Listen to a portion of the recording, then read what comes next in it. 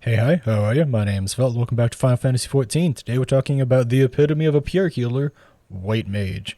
This video is being made pre-6.1, so if the job goes through any massive overhauls in 6.1, I'll make a new one then, most likely. For now, let's talk about the current state of White Mage and how it functions in the current game. Let's get started. Alright, let's talk about the basics of White Mage. White Mage has probably the most basic DPS kit of all of the healers. There's not really any extra buttons. You're not weaving cards. There's no phlegmas to keep track of. There's no energy drain usage to keep track of. It is, quite literally, Glare, Dia, sometimes a size. Now, it gets a little more complicated when you introduce the idea of Afflatus Misery, but that's an entire section that we'll talk about when I talk about Lillies as a whole. Just know that Afflatus Misery is a damage spell. White Mage is also the owner of what is by far the best AoE ability in the game, Holy. Now, why is Holy the best AoE ability in the game? It is pretty decent damage for a healer. On top of that, it stuns the mobs. If you spam Holy casts off cooldown, you will more or less infinitely stun lock mobs for around 7 to 10 seconds. I forget the exact numbers, so apologies if I'm a little off. But regardless, you will stun mobs and make them unable to attack anybody for that massive amount of time, making it essentially a tank invulnerability as a healer DPS spell. It is incredibly powerful. The second you get Holy for the first time, which I believe is level 45, yep, there it is. Get used to spamming that in dungeons, and if you have to, turn down your effects. Holy is a very blinding effect. I can even show it off right now. This is Holy 3, so it's not quite as bad as the original Holy, but Holy is a very bright effect, so don't be afraid to turn down your everything if Holy is getting in your way. Alright, so damage spells out of the way. Basics of Glare is spam button, Dia is dot, you know, like that makes sense. White Mage is a simple job, so let's talk about its simple GCD heals. There's not very many. There are its Lillies, which will get their own separate section after this, so I will go into more details on the Lillies and their own section. However, just know that they are GCD heals. There is Medica, which is just a big old AoE heal. There is Medica 2, which is a big old AoE heal with a very powerful regen on it. Cure exists. Please don't use Cure once you're past, like, level 30. The second you get Cure 2 as an ability, please just use Cure 2 over Cure 1. Now, if you know the use case scenarios for Cure 1 and things like ultimates, by all means, use them in that content. Stop spamming Cure 1 inside of content where it doesn't matter. The idea of 15% chance to make a Cure 2 cost no MP. You know what is better for your MP than a free cast of Cure 2? Having to heal less because you casted 1 Cure 2 in place of 3 Cure 1s. As for your other last 2 GCD heals, you have Regen, which is pretty good. However, it's not the best thing around anymore. It used to be a lot better because it was an instant cast spell in the midst of a kit that was all hard, long casts, so you could use it for movement to reposition, throw it on a tank who's eating auto attacks while you need to move for a mechanic, and it's not a massive hit to your damage, as it is still useful to the tank. However, it's lost a bit of that utility. It's still a very powerful heal over time. It still sees tons of use in dungeons, but it's not something that you need to have 100% uptime on. There's also the final GCD heal, Cure 3. This is a very, very tight-ranged heal. It is only 6 yalms. 6 yalms is not very big. Essentially, your team will have to be right on top of you for this to get full effect, but it is also a 600 potency cure, which is very, very powerful. It's also very expensive at 1500 mana, but it is very much worth the cost. Let's talk about Lillies. Now, Lillies are what I almost personally believe to be an outdated system compared to the way that Addersgall functions at the moment. However, that's not for this part of the video. I'm going to explain how Lillies work, I'm going to explain the 3 spells that are related to them, and I'm going to explain use case scenarios. So, the basic idea is, starting at level 52, you get a bar that will, while in combat, charge. While in combat is the only time it will charge. Why it's only in combat, I don't know. However, that is how it functions. After 30 seconds of being in combat, you will get a Lily in your bar. I have the simplified version of the bar here, so you only see the little dots in place of the gigantic lily symbol. However, I find this just to be easier to stare at. When you get a full lily, you can cast it on one of two spells, one of which you get at 52, Afflatus Solace, at 800 potency cure that is single target. It's very chunky heal. So if you need to single target heal someone for a lot, Afflatus Solace, pretty solid option if you need to GCD heal. However, at 74, everything changes, because you get access to Afflatus Misery. You also get Afflatus Rapture at 76, which is a 400 potency AoE heal. It is the same potency as Medica 2, however it requires a gauge to be used, but it does also work towards Afflatus Misery. Now, what is Afflatus Misery? It's been brought up a few times now. It used to be a lot better than it is, but it is not a horrible button. Afflatus Misery is a spell that you will gain access to after you have used up 3 lilies across the course of a fight. However, it is DPS negative. Now, what do I mean by that? So, let's assume that the fight required 0 GCD healing, and all you needed to do was hit Glare off cooldown, which is, every GCD, and reapply Dia when it falls off. If all the healing you ever needed to do was simply Asylum and Assize, which we'll get to later, don't get me wrong, they are healing abilities, but we'll talk about them after this. All you ever needed to do was hit Glare, and never needed to cast a GCD heal, then if you had to use 3 lilies and then hit the Afflatus Misery button, you would be losing over 300 potency of damage. Because it requires 3 lilies to be cast, and then you need to use the Afflatus Misery button for only 900 potency. Whereas if you had just hit Glare 4 times, it is 1240 potency. So 340 potency down the drain if you purposefully burn lilies for Misery. Now I'm going to clarify that. If you purposefully burn Lilies for Misery in place of just hitting Glare when a boss is targetable and damageable, it will be a DPS loss. However, there are times when using a Lily to heal either a tank or the party is just good usage. And in that instance, it is not DPS negative because you needed to heal anyways. This is a weird misconception of some degree that I've seen flying around a bunch. I personally kind of fall into the trap of describing Misery as a DPS loss all the time. But sometimes you will just need to use a GCD to heal, and in that instance, use a Lily, because eventually it pays off with a stronger hit. Now, does this mean that you need to use your Lilies before you cap out your gauge? God, no. It's totally acceptable for a White Mage to be sitting on a full Lily gauge, just having all 3 of them sitting there. Because like I said, if you purposefully burn them to try and get to a Misery, you will in fact just go down in damage. The whole idea of Lilies is that they do eventually pay you back if you had to use them. Alright, so we talked about basically all the GCDs of White Mage. The damage spells, the Lilies, the GCD heals. Let's talk about OGCDs and about abilities. So White Mage has probably the least amount of OGCD buttons to push out of all the healers. That doesn't mean you have none, and the ones you do have are surprisingly powerful. Let's start by talking about your self-buffs, so to speak.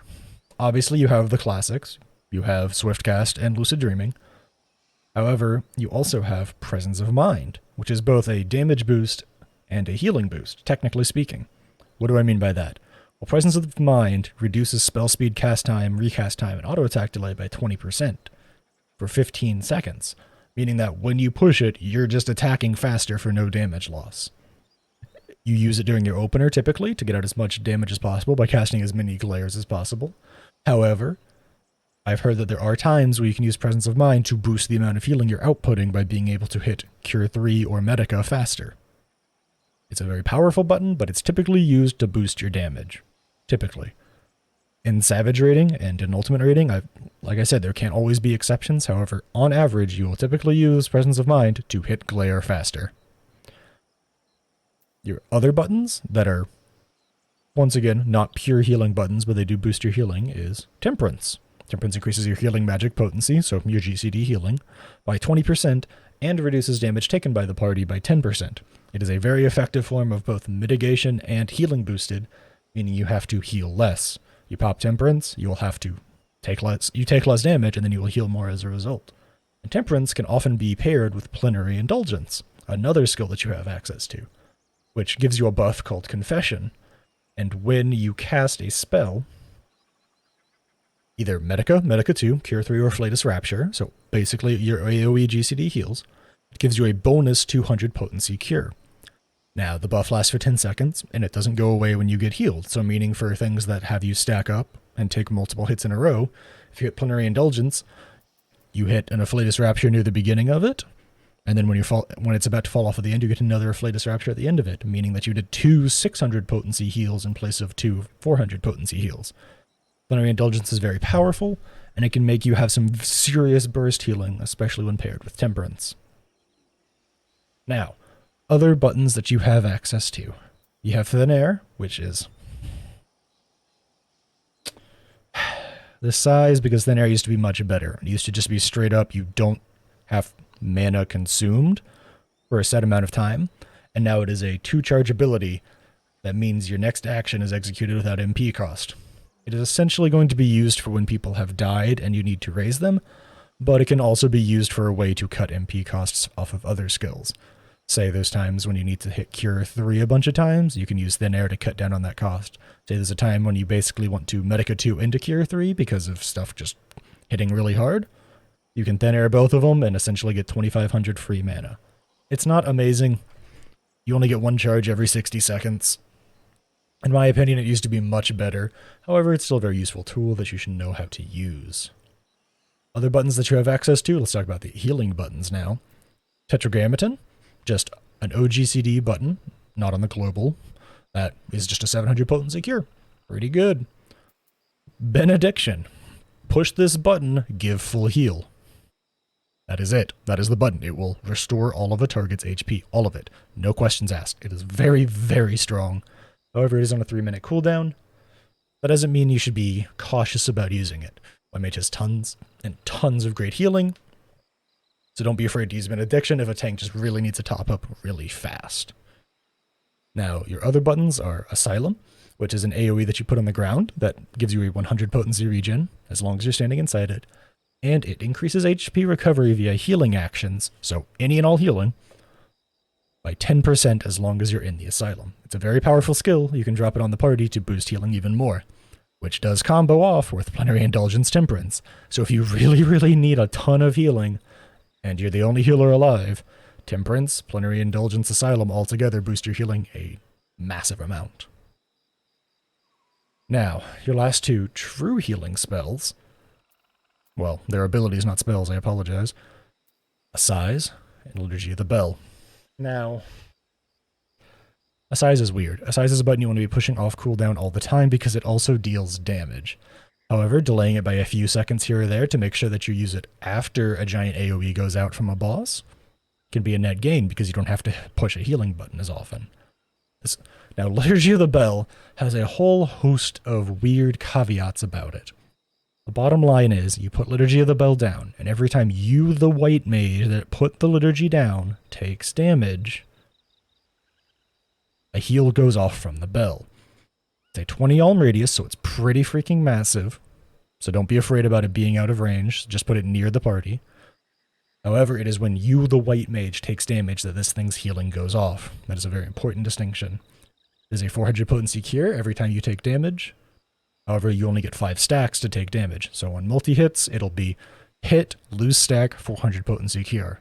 Hit, lose stack, 400 potency cure. Hit, lose stack, 400 potency cure. When it finishes the timer, as you can see, it only has a duration of 15 seconds. When that 15 seconds ends, the bell explodes and does 200 potency of healing for every stack remaining. These are the stacks that are on you. So if you haven't been taking damage and it goes off, it'll heal for 1,000. However, this thing's a 3-minute cooldown, and there's typically very specific use case scenarios inside of trials and raids where you want to use it. So just be kind of cautious about it. Last skill to talk about is Aquaveil. Or sorry, ability to talk about. I keep saying skill on accident. I apologize. Last ability to talk about is Aquaveil. It's as straightforward as it gets. 8 seconds of 15% damage reduction. Throw it on your tank when they need it. Rest of the time, just kind of let it sit. Okay, so, this should have been in the ability section, but I just completely forgot to mention it. It's not being left out of the video, I just forgot to mention it when I was recording. That section got really long as is. Divine Benison is a pretty powerful tool that you have in your kit. It's an OGCD button that gives a 500 potency shield to anybody. And Endwalker has 2 charges now. The shield lasts for 15 seconds. It's a pretty powerful skill. Don't forget you have it. It's the only form of shielding White Mage has, but it is very, very useful. There's going to be a very, very quick section about White Mage's opener. As I'm sure you can probably realize, it's a healer. Its opener isn't too complex. That's why this section doesn't really... the section of the video is going to be pretty short, and it's something I even forgot about in the intro, I'm pretty sure. However, the opener for White Mage is quite simple. The version that uses no swift casts, because you want to be able to have it off cooldown for later in the fight, is as such. 3 seconds pre-pull, you will use your potion. At 1.5 seconds pre-pull, you will begin to pre-cast Glare. Then you will hit Dia, apply your dot, then you will hit Glare 2 more times. Then you will weave in Presence of Mind, hit Glare, weave in a size, and then hit Glare until Presence of Mind wears off, or you need to use a healing ability. Like I said, very straightforward, not very much to it. Healer openers are pretty simple right now. However, the importance of delaying your Presence of Mind by 3 GCDs means that your Presence of Mind will basically fall right when it needs to make your Glares get all the party buffs that they can, and the same applies to your size. Alright, so let's talk about current White Mage and why I am both expecting it to get a change and I'm hoping it to get a change. White Mage seems to be stuck in an age past. It seems to be stuck in the idea of you will be spamming your DPS spells most of the time with a couple of OGCDs to help. And when the time comes, you will get these big burst heals off of using your GCD healing. Very few of the other healers have this trade-off anymore. Very few. Sage, Numa, it's a GCD ability that is still a big heal. And then you also have Ixicale, Physis, Panheima, Caracale, which don't have you stop casting your damage spell. Scholar, your fairy can always be out casting whatever you need it to be casting. Either regens, big heals, damage mitigation, or shielding and healing when you summon the Seraph. And you never have to use a GCD heal. Astrologian, you have Collective Unconscious, Celestial Opposition, Horoscope, Earthly Star, Macrocosmos, all of these. GCD buttons. Never require you to stop dealing damage to use them. Keep in mind, Horoscope does combo better with an Aspected Helios cast, but the idea still stands. White Mage seems to be stuck in this era of the healer needs to be using GCD heals if they really, really want to heal. And Afflatus Misery seems to be a result of that, being a pretty sizable DPS loss if you used 3 Lillies to get there. Meaning that if you want to do the best damage as possible on White Mage, you honestly never want to get to the point of even having to cast an Afflatus Misery at all. It's in a very weird spot. And it even has some of the worst mana issues of all of the healers. Your only form of mana regeneration in your kit is a size, giving you 500 MP every 45 seconds, Lucid Dreaming, giving you its 55 potency heal over time of your MP, and then Thin Air, giving you a free cast every 60 seconds. It is really suffering right now on the MP front. Damage-wise, it's totally fine. However, I wouldn't be surprised if White Mage got some form of rework because of its current state. People are kind of unhappy with it. Its healing numbers are pretty much fine. Its damage numbers are pretty much fine. However, it feels kind of strange by comparison to the other healers, who have all evolved and changed into this form where you can consistently deal damage and do pretty good healing, and your GCD heals are typically only saved for oh shit moments, as opposed to White Mage where, like, even a partial moment will force you to use a GCD heal because you just don't have many OGCD tools like the other healers do. That doesn't mean White Mage is bad. I, in fact, still enjoy playing it quite a bit. However, I can also recognize that it seems to be stuck in an era long gone at this point, and I hope that it gets a rework at some point to update it at least a little bit closer to the other healers. I don't think they're going to do anything as drastic as make Lillies OGCD buttons, but I think that would be a very welcome change for White Mage, and I think that would suit it very well. Alright, so that's it on White Mage. Hopefully I taught you something useful. Hopefully something I talked about was good information to you. Hopefully my slight dislike of the current MP economy doesn't put you off from playing the job, because I still think it's a really fun job that has tons of powerful tools in its arsenal that can be very useful in any situation in the game. Either way, I hope you liked the video. If you liked it, leave a like, leave a comment, Subscribe if you want to see more, and if you didn't like it, just leave a dislike. I'll know to do better next time. Either way, thanks for hanging out and watching, and I hope to catch you in the next one.